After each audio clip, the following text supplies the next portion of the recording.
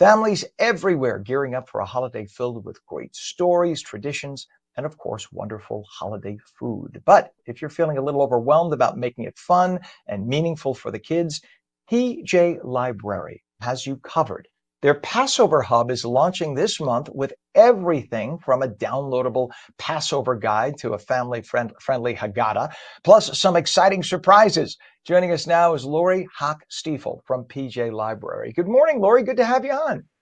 Good morning. So great to be here.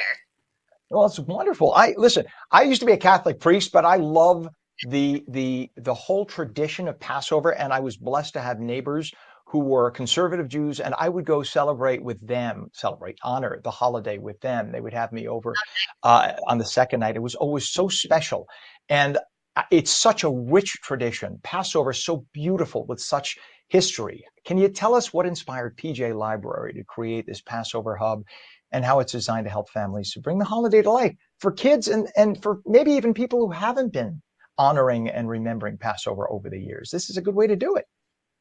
Absolutely. One of the great things about PG Libraries, we provide all sorts of resources for families of all walks of life. And so, specifically with Passover, as you mentioned, it's such a great opportunity to tell stories, to eat, to be with family and friends and eat beautiful food, really tasty food. So, we have Hmm. this really Passover hub that has downloadable guides. We have a really new, we have a great new Passover guide that you can download. You can download a copy of our Passover Haggadah, which is the guide for the Passover Seder. You can also order it online. We have recipes. We have all sorts of how-to. So even if it's your first time hosting a Passover Seder, or maybe it's your 15th time, we have something for everyone. In fact, we even have a guide for like a 15-minute Seder for. So if you have a small human in your life who maybe can't stay up late or doesn't have the patience to do all the things, we've absolutely got you covered.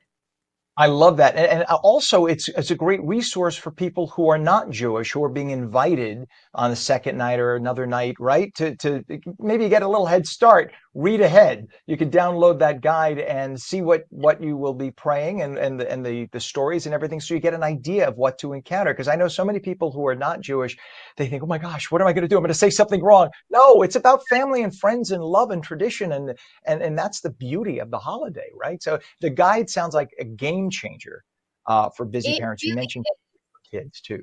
Go ahead. I'm It sorry. really is. I think, yeah, no, I think it really is because it really helps create a lower barrier to entry for these holidays. So again, if it's something that maybe you grew up doing, I grew up celebrating Passover, and I learned something new from the guides and from the Haggadah all the time. My kids love it.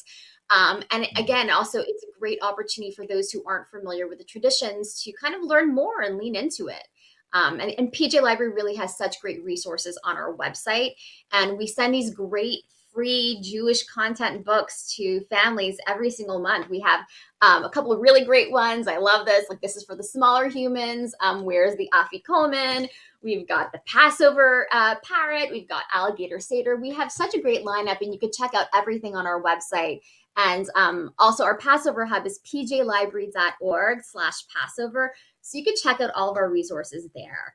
And I noticed in the gallery of images, you showed a picture of the Strites matzah box. And we're super excited because this is our second year partnering with Strites matzah. And just as you might look for the afikoman and the piece of matzah during the Passover Seder, you can go searching in stores for the 5-pound box of matzah, and you can see our PJ Library logo. And we actually have these really cool. I don't know if you can see this. It's called a question catcher. When I was a kid, I called it a cookie catcher, of course. But it's got all these really great questions on how to and for engaging not only the kids and the grown-ups at the Passover table.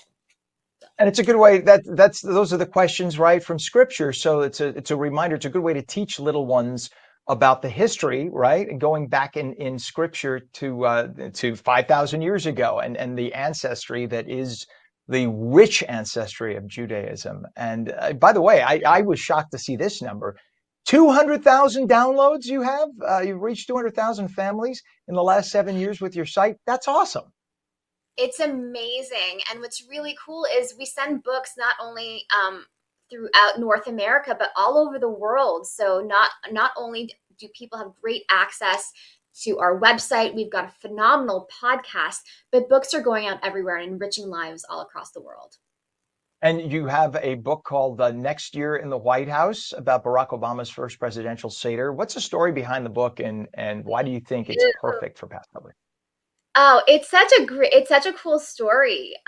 So essentially, so this month, 8-year-old subscribers are receiving this book, and it came out last month from Crown Books for Young Readers and PJ Library, and it tells the story of how a makeshift Seder on the campaign trail led to the first ever presidential Seder in American history. It's also available for purchase where all books are sold. So it's a really cool book that we have out, and it's just a part of American history right now. That's awesome. I could just hear it now. Let's close our eyes for a second. Michelle, could you hand me the bitter herbs? Right? Oh, those bitter herbs are That's much right. spicier than I thought. So it's a really great fun story. And again, like I mean, to have something like this in the White House, I mean, I don't think it gets cooler Yeah. than that, honestly. No, that's a big deal. That's a big, big deal. And beyond the books and the guides too, the Passover Hub has lots of recipes, activities, videos. You talk about the 4 questions. What is one of your favorite kid-friendly ideas, other than what you just showed us? Some other ideas that the folks can try with their kids this year.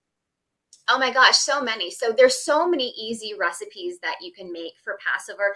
Sometimes it can feel a bit intimidating because there's some laws and rules around what you can and can't eat.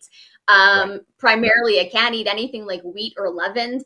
But we have such great recipes. In my family, a tradition, and this is something that you can do at home, so that afikomen, so you hide a piece of matzah in the middle of the Seder. So think of it kind of like a scavenger hunt.